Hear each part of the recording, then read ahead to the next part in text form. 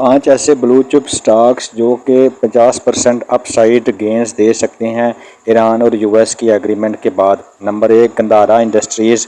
Gandhara industries fundamentally improve हो रही है और अपसाइड एक्सपेक्टेड है। नंबर 2 पे है Pakistan stock exchange company stock PSX। ये अंडर वैल्यू स्टॉक है, इसकी कीमत 49 के करीब है और नए ओपनिंग अकाउंट हो रहे हैं, नए इन्वेस्टर्स आ रहे हैं, इसमें अपसाइड एक्सपेक्टेड है।